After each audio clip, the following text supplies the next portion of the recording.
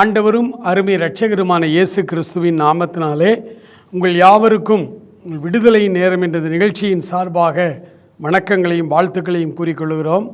இந்த நாளிலும் ஆண்டவருடைய வார்த்தைகளை தியானிக்கும் முன்பாக ஒரு நிமிடம் தலை தாழ்த்தி நாம் ஜெபிப்போமா? அன்பு நிறைந்த எங்கள் பரலோக பிதாவே, இந்த அருமையான வேலைக்காக நன்றியோடு நாங்கள் துதிக்கிறோம், ஸ்தோத்தரிக்கிறோம். அப்பா ஆண்டவரே, எங்களோடு கூட நீர் இடைப்பட்டு பேசுவீராக. உம்முடைய அன்பின் வார்த்தைகளை கேட்க ஆவலோடு வந்திருக்கிற நம்முடைய பிள்ளைகள் ஆண்டவரே, ஒவ்வொருவரோடும் நீர் இடைப்பட்டு பேசு, ஆசீர்வதியும், காத்துக்கொள்ளும். இயேசு கிறிஸ்துவின் நல்ல நாமத்தில் ஜெபிக்கிறோம் எங்கள் அருமை பிதாவே, ஆமேன், ஆமேன். அன்புக்குரியவர்களே, இந்த நாளிலே நம் தியானிக்க போகிற வசனம் ரோமருக்கு எழுதின நிருபம் 9ஆம் அதிகாரம் அதில் 20வது வசனத்தை உங்களுக்காக நான் வாசிக்கிறேன். அப்படியானால் மனுஷனே, தேவனோடு எதிர்த்து தர்க்கிக்கிற நீ யார்? உருவாக்கப்பட்ட வஸ்து உருவாக்கினவனை நோக்கி நீ என்னை ஏன் இப்படி உண்டாக்கினாய் என்று சொல்லலாமா என்று ஆண்டவருடைய வார்த்தை இங்கே நமக்கு சொல்லுகிறது. ஆண்டவருக்குள்ளாக வந்த புதிதிலே நமக்குள்ளே பல கேள்விகள் இருக்கும். அந்த கேள்விகளைத்தான் இந்த ரோமருக்கு எழுதின நிருபத்திலே நமக்கு அவர் வெளிப்படுத்துகிறார். அன்புக்குரியவர்களே, ஏன் எனக்கு இது நடக்கிறது? நிறைய கேள்விகள் வேதத்தில் நம்ம வாசிக்கும் பொழுது பல தேவனுடைய பிள்ளைகள் ஆண்டவரிடத்தில் இப்படி கேட்டிருக்கிறார்கள். ஏன் ஆண்டவரே, ஏன் இப்படி சம்பவிக்கிறது? விடை தெரியாத கேள்விகள், விடை தெரியாத கேள்விகள். ஆண்டவருடைய வசனம் சொல்லுகிறது, நியாயாதிபதிகளின் புஸ்தகம் 6ஆம் அதிகாரத்திலே நாம் ஏற்கனவே தியானித்த வார்த்தை, கர்த்தாவே, நீர் எங்களோடு கூட இருப்பீரானால் இதெல்லாம் எங்களுக்கு ஏன் நடக்கிறது? இப்படி ஒரு கேள்வி. ஈசாக்கு ரெபேக்காள் திருமணம் முடிந்து 19 வருடங்கள் 2 பேருக்கு குழந்தை இல்லை. 20வது வருடம் இரட்டை குழந்தைகளை பெற்றெடுக்கிறாள். ஏன்? கர்த்தர் பார்த்து வைத்த திருமணம். இந்த வருடம் திருமணம், அடுத்த வருடம் குழந்தை வர வேண்டும் அல்லவா? 19 வருடங்கள் ஏன் குழந்தை இல்லை? விடை தெரியாது, விடை தெரியாது. எல்லாம் தெரிய வேண்டும் என்கிற அவசியமும் நமக்கு இல்லை. ஏன் ஆண்டவரே என் வாழ்க்கையில் இப்படி நடக்கிறது? இதைத்தான் இன்றைக்கு பல வாலிபர்கள், பல பெரியவர்கள் நம்மிடத்தில் கேட்கிற ஒரு கேள்வி. ஏன் பிரதர், ஆண்டவருக்காய்த்தானே வாழ்கிறோம், ஏன் எங்களுக்கு இது நடக்கிறது?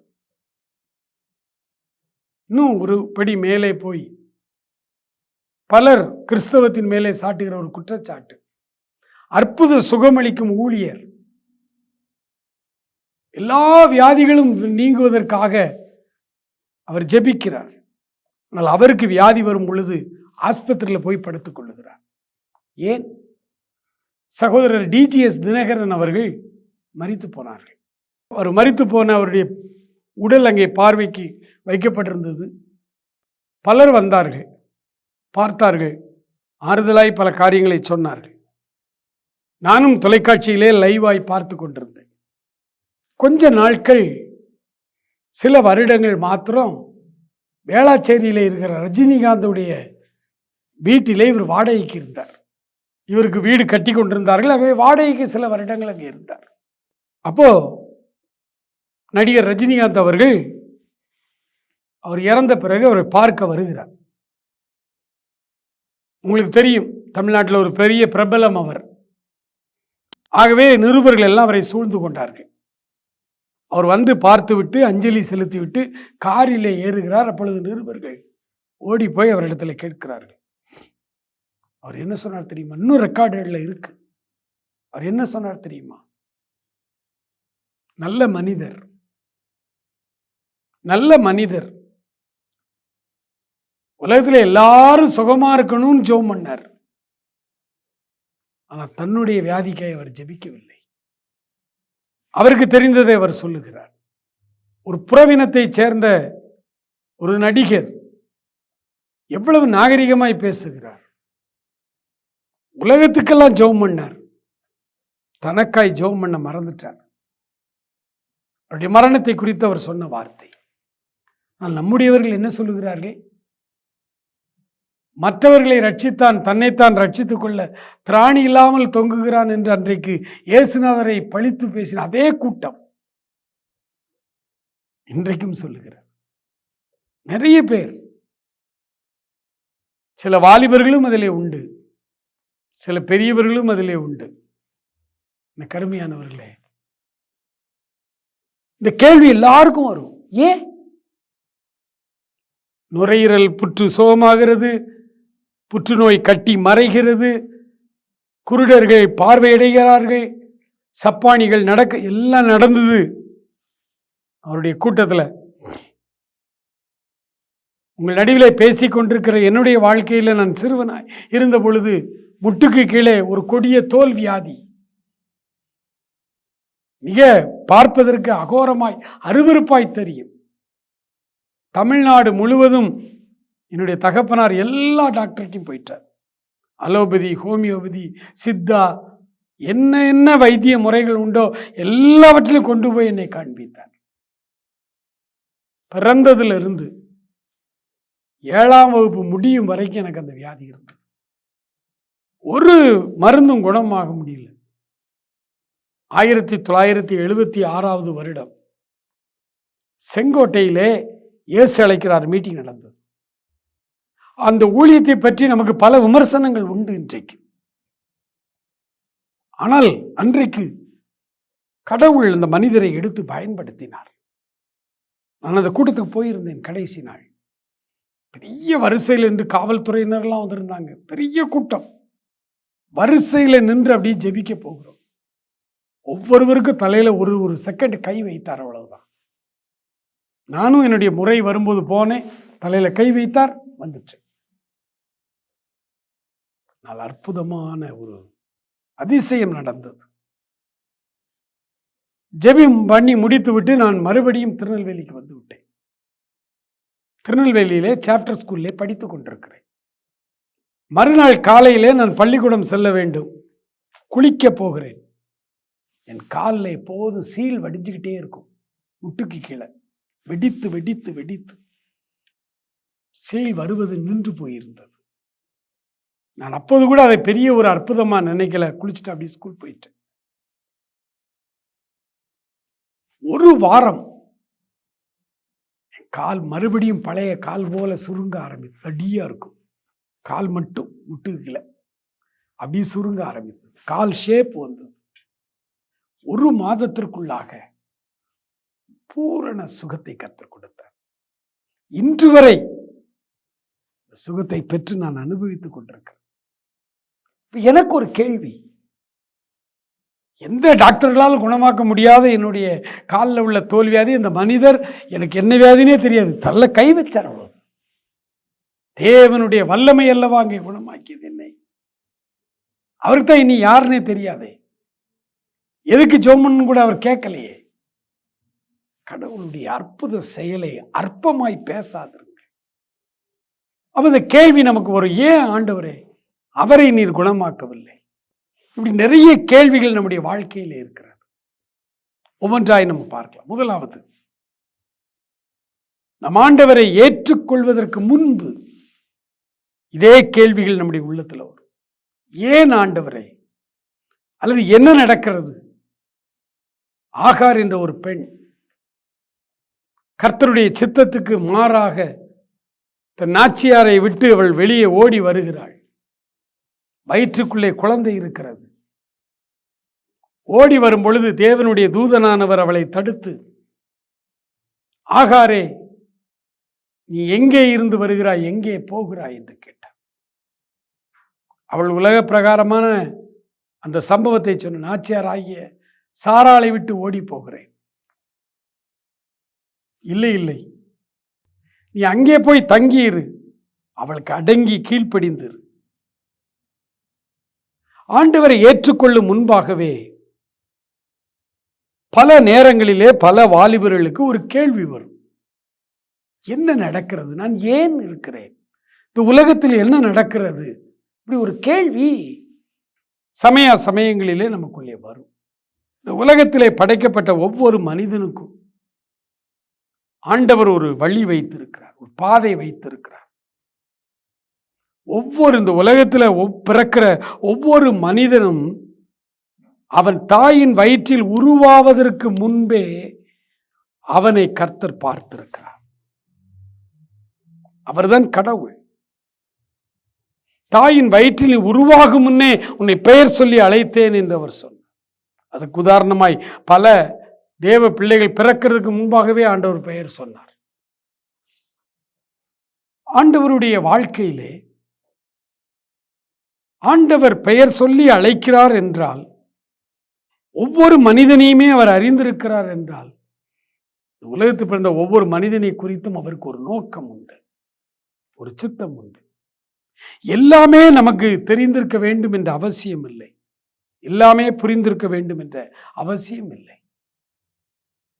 இந்திய வரலாற்றிலே நடந்த ஒரு சம்பவத்தை சொல்ல விரும்புகிறேன். முஸ்லிம் மன்னர்கள் இந்தியாவை ஆட்சி பண்ணின காலம். அந்த காலத்திலே தைமூர் டெல்லிக்கு வருகிறான். உலக வரலாற்றிலே சில அரசர்கள் கொடூரமானவர்கள். அதில் தைமூருக்கு ஒரு இடம் உண்டு. இந்த தைமூர் தினமும் ஒரு 10 பேரையாவது வெட்டி கொல்லணும், ரத்தம் சிந்தணும். அது அவனுக்கு ஆசை, அது அவனுக்கு திருப்தியா இருக்குமா. அவ்வளவு கொடூரமான அரசன் தைமூர். இந்த தைமூர் படையெடுத்து வந்திருக்கிறான். இன்னும் இந்தியாவில் ஆட்சி அவன் அமைக்கல, சும்மா வந்திருக்கிறான். அவனை கண்டு டெல்லி நடுங்குகிறது. ஒரு நாள் மாலை வேளையிலே அப்பொழுது அவனிடத்தில் வந்து சொல்லுகிறார்கள், 17 கிலோமீட்டர் தாண்டி டெல்லி பக்கத்தில் ஒரு கிராமம் இருக்கிறது, அங்கே ஒரு நடனக்காரி ஆட்டக்காரி ஒருத்தி இருக்கிறாள், ரொம்ப பியூட்டிஃபுல்லாய் ஆடுவாளாம், கேள்விப்பட்டோம் என்று சொன்னார்கள். உடனே இவன் ஒரு ஆணை பிறப்பித்தான், அவளை அழைத்து வா. அவள் பயந்தாள். தைமூர் என்றாலே பயம். ஆடி முடித்த உடனே தலையை வெட்டினாலும் வெட்டுவான், யாரும் அவன்கிட்ட பேச முடியாது, ஆகவே வர முடியாது என்று சொன்னாள். அப்படி ஒரு அஷூரன்ஸ் கொடுத்தான், உன்னை எப்படி கூட்டிட்டு வரேனோ அதே போல உன்னை மறுபடியும் கொண்டு போய் கிராமத்தில் விட்டுருவேன். இந்த அஷூரன்ஸ் கொடுத்த பிறகு அவள் வந்தாள். வந்து எல்லாரும் அமர்ந்திருக்கிறார்கள், நடனம் ஆடினாள். அவளுடைய அந்த நிகழ்ச்சிகள் எல்லாம் முடிந்த உடனே 4-5 காவலர்களை அழைத்தாள் தைமூர். இவளை கொண்டு போய் அந்த கிராமத்தில் விட்டுருங்க, இடையில கரண்ட்டு கிடையாது, மின்சாரம் கிடையாது, அதனால் நீ என்ன செய், அந்த ரோட்டில் 2 பக்கம் இருக்கிற மரங்களெல்லாம் தீ வச்சு விட்டுரு. 17 கிலோமீட்டருக்கும் தீ வை. அந்த தீ வெளிச்சத்தில் அவள் நடந்து போட்டு தைரியமா அவளுக்கு பாதுகாப்பாக போயிட்டு வாங்கன்னு சொன்னான். அப்போ பக்கத்தில் இருந்த மந்திரியில் ஒருத்தன் மெதுவாக பயந்து கொண்டே தைமூர்கிட்ட சொல்கிறான், ஐயா, இந்த அம்மா போகிற 17 கிலோமீட்டருக்கு எதுக்கு தீயை வச்சு காட்டை நாசப்படுத்தணும்? ஒரு தீப்பந்தத்தை ரெடி பண்ணி அதை அவளுக்கு முன்னால போற கால் பக்கத்துல வழியை காமிச்சுக்கிட்டே போனா நமக்கு எல்லாமே மிச்சம் தானே. தைமூர் யோசித்தான், ஆமால்ல, ஏன் இவ்வளவு பெரிய காட்டை அழிக்கணும்? பக்தன் ஆண்டவருடைய சமூகத்தில் பாடுறாரு, ஓர் அடி மட்டும் என் முன் காட்டும் ஆண்டவரே. எபிரேய நிருப ஆக்கியோன் எழுதுறாரு, 1 அதிகாரம் 1 வசனத்தில் சொல்ல, பூர்வ காலங்களில் பங்கு பங்காக வகை வகையாக பிதாக்களுக்கு திருவிழம் பெற்றின தேவன் இந்த கடைசி காலங்களிலே குமாரன் மூலமாய் நமக்கும் திருவிழம் பெற்றினார். பங்கு பங்காக வகை வகையாக ஆண்டவர் நமக்கு ஒரு ஸ்டெப் தான் காட்டுவார். அந்த ஒரு ஸ்டெப்பை சரியா எடுத்து வைக்கும் பொழுது அடுத்த ஸ்டெப் காட்டுவார். முதல்ல நமக்கு எல்லாம் தெரியணும் அப்படின்னு யோசிக்க கூடாது. அது நமக்கு அடுத்த வேலை அல்ல. ஏன் இப்படி செய்கிறாய் என்று உருவாக்கினவனை பார்த்து கேட்கிற தைரியம், அந்த உரிமை நமக்கு கொடுக்கப்படவில்லை. எனக்கு அருமையானவர்களே, ஓர் அடி மட்டும் என் முன் காட்டும். ஒவ்வொரு ஸ்டெப் பை ஸ்டெப்பா ஆண்டவர் காட்டு நம்மை நடத்துவார். இந்த ஏன் என்ற கேள்வி நமக்குள்ளே வருவதற்கு 2 காரணம். ஒன்று, விசுவாசம் இல்லாத நிலைமையிலே அதாவது ஆண்டவரை ஏற்றுக்கொள்ளாத வாழ்க்கையிலே நமக்கு ஏன் என்ற கேள்வி வரும். ஏன்னா நமக்கு எந்த ஒரு அஷூரன்ஸ் கிடையாது, எந்த நம்பிக்கையும் நமக்கு கிடையாது. இயேசுநாதருக்கு வந்த பிறகு நமக்கு அந்த கேள்வி வரும். அது நம்முடைய குறைந்த விசுவாசத்தினால். அற்ப விசுவாசியே ஏன் சந்தேகப்பட்டாய்? ஆண்டவர் சீசர்களை பார்த்து அப்படித்தான் அன்றைக்கு திட்டினார். அற்ப விசுவாசி, அற்பம்னா லிட்டில், லிட்டில் ஃபெய்த், கொஞ்சம் விசுவாசம். அரைகுறை விசுவாசம் ஆபத்து, அரைகுறை அறிவு ஆபத்து. அரைகுறை விசுவாசம் இருந்தால் நம் உள்ளத்தில் சந்தேகங்கள் வரும். சந்தேகத்தினுடைய வெளிப்பாடு தான் ஏன் என்ற கேள்வி. ஏன் இது நடக்கிறது? எனக்கு ஏன் இப்படி நடக்குது? அன்பு சகோதரனே, சகோதரியே, ஆண்டவரிலே நம்பிக்கை வைத்து உன்னை ஆண்டவருக்கென்று முழுமையாய் ஒப்பு கொடுப்பாயானால், ஆண்டவரிடத்தில் சொல்ல, ஆண்டவரே, என் எதிர்காலம் எனக்கு தெரிய வேண்டிய அவசியம் இல்லை. என் எதிர்காலம் முழுவதையும் நீர் உம்முடைய கையில் வைத்திருக்கிறேன். என்னை எந்த வழியிலே நடத்த வேண்டும் என்று நீர் விரும்புகிறீரோ அந்த வழியிலே என்னை நடத்தும். இந்த விசுவாச வாழ்வுக்கு கிறிஸ்தவத்தை அல்லது கிறிஸ்தவ மக்களை நடத்தாமல் இன்னைக்கு நம்முடைய கிறிஸ்தவம் தரிசிக்கிறதிலேயே நின்று விட்டது. ஆண்டவர் பிள்ளை மூலமாய் அழகாய் சொன்னார், நாம் தரிசித்து நடவாமல் விசுவாசித்து நடக்கிறோம். 2 கொரிந்தியர் 5ஆம் அதிகாரத்திலே பவுல் அதை எழுதுகிறார். நாம் தரிசித்து நடவாமல் விசுவாசித்து நடக்கிறோம். ஆனால் கிறிஸ்தவ மேடைகள் எல்லாமே தரிசனங்களை பற்றியும் தரிசிப்பதை பற்றியும், தரிசிக்கிற நாங்கள் உங்களை விட பெரியவர்கள் என்று தங்களை பிரித்து காட்டுவதினால் கிறிஸ்தவம் எங்கேயோ போய் நின்று கொண்டிருக்கிறது. ஆனாலும் தேவனுடைய வசனத்தை நம்புகிற, விரும்புகிற அருமையான தேவ பிள்ளைகளே, தேவனுடைய வார்த்தையின்படி ஏன் என் வாழ்க்கையில் இப்படி நடக்கிறது என்பதை கற்றுக்கொள்ளுங்கள். ஏன் இப்படி என் வாழ்க்கையிலே நடக்கிறது?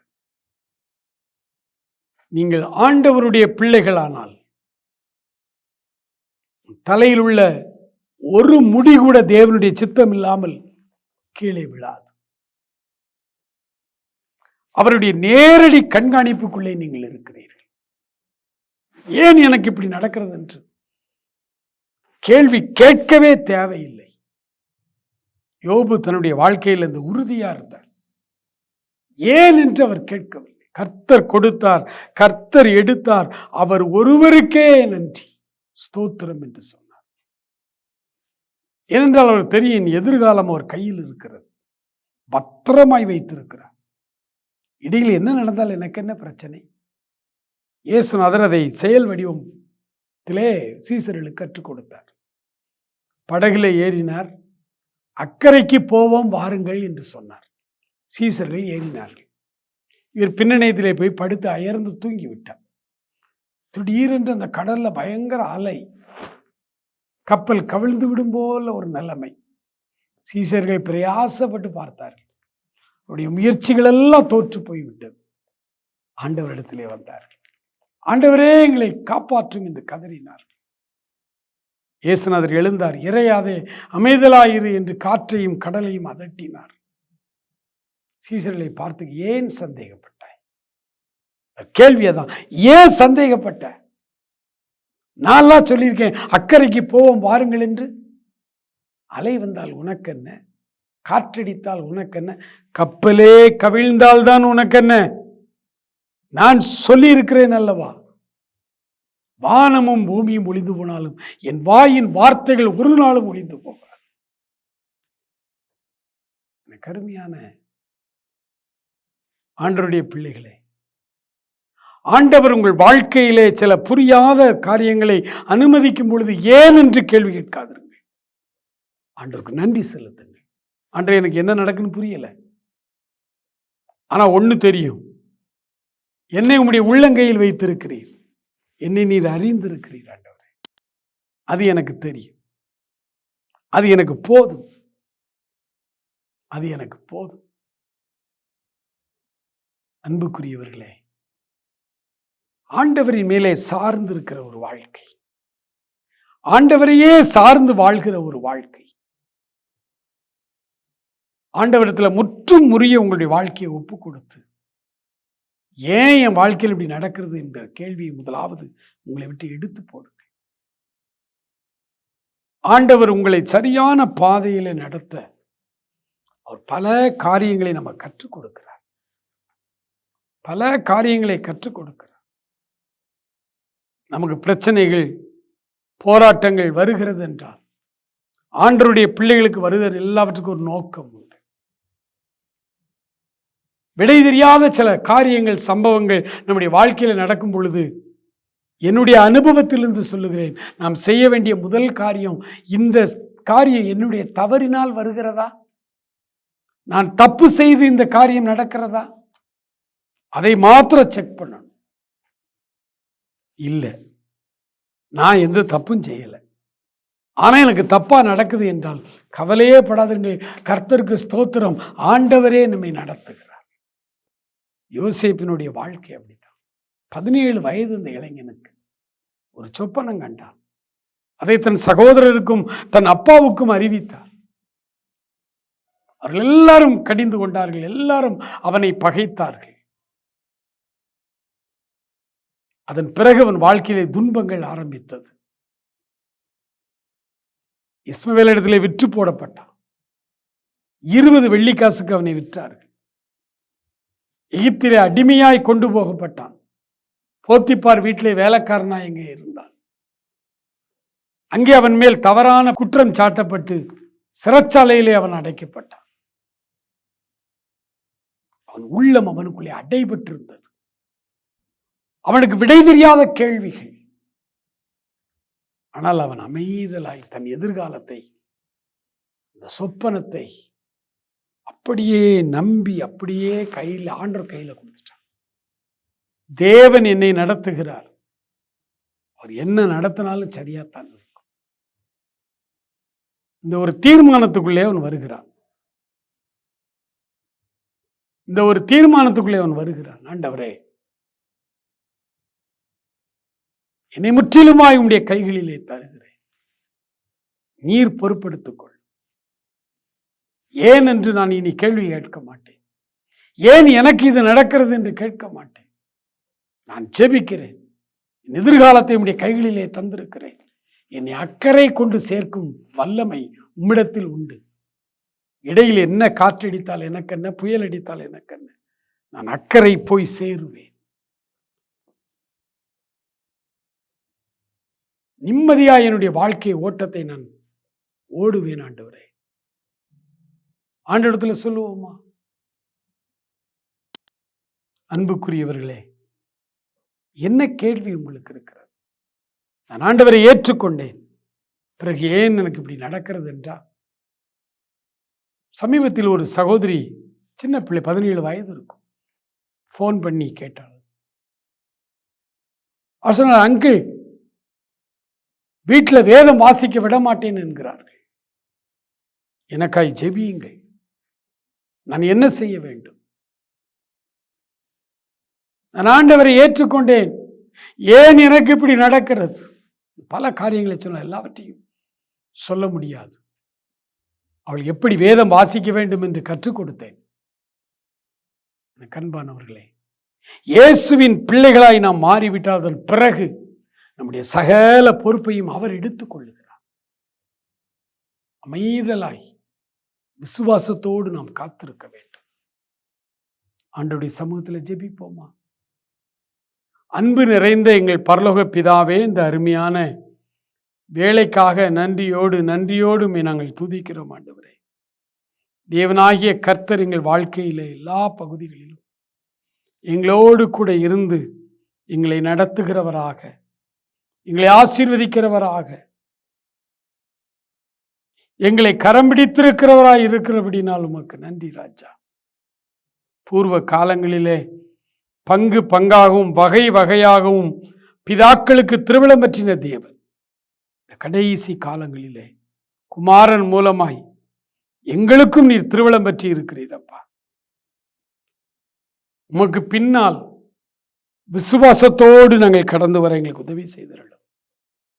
நிறைய நேரங்களிலே அற்ப விசுவாசியாய் கேள்வி கேட்டு சந்தேகப்படுகிறோம். ஆண்டவரே, உருவாக்கின தெய்வத்தை நோக்கி ஏன் என்னை இப்படி படைத்தா என்று கேட்பதற்கு ஒருவருக்கும் அருகதை இல்லை என்று நாங்கள் அறிந்திருக்கிறோம்.